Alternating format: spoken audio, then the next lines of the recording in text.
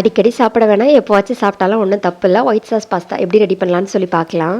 ஒரு பாத்திரத்தில் தண்ணி வச்சுட்டு நல்லா கொதிச்சதுக்கப்புறமா உப்பு, அதுக்கப்புறமா பாஸ்தா சேர்த்து நல்லா குக் பண்ணி எடுத்துக்கோங்க. அந்த கவர்லேயே டைம் கொடுத்துருப்பாங்களே, அதை வந்து ஃபாலோ பண்ணிக்கலாம். எனக்கு பார்த்தீங்கன்னா 15 நிமிஷம் ஆச்சுது. ஒரு பேனில் 1 ஸ்பூன் அளவுக்கு பட்டர் சேர்த்துட்டு 2 பல் பூண்டை குட்டி குட்டியாக கட் பண்ணிக்கோங்க. பாதி வெங்காயம், பாதி கேப்சிகம், அதுக்கப்புறமா 1 கப் அளவுக்கு கார்ன் இதெல்லாம் சேர்த்துட்டு நல்லா மிக்ஸ் பண்ணி விட்டுக்கோங்க. அதுக்கப்புறமா நம்ம வந்து பன்னீர் சேர்க்கலாம். பன்னீர் சேர்த்துட்டு ரொம்ப நேரம் குக் பண்ணக்கூடாது. கரெக்டாக ஒரு 2 மினிட்ஸ் தான். மொத்தத்தில் 5 மினிட்ஸில் அதை வந்து குக் பண்ணி எடுத்து வச்சுக்கோங்க.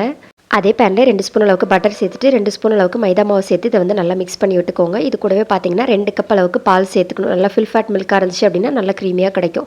அது வந்து பால் நல்லா கொஞ்சம் க்ரீமி ஆகணும். அது வரைக்கும் நம்ம வந்து வெயிட் பண்ணி எடுத்துக்கலாம். அதுக்கப்புறமா கொஞ்சம் சீஸ் திருகி போட்டிருக்கேன். இது கூடவே நம்ம வச்சுருந்த வெஜ்ஜீஸ், அப்புறமா பாஸ்தா இதெல்லாம் சேர்த்துட்டு நல்லா மிக்ஸ் பண்ணி விட்டுக்கோங்க. லாஸ்ட்டாக வந்து சீசனிங்காக கொஞ்சமாக வந்து சில்லி ஃப்ளேக்ஸும் ஒரிகனோவும் சேர்த்துட்டு மிக்ஸ் பண்ணியாச்சு.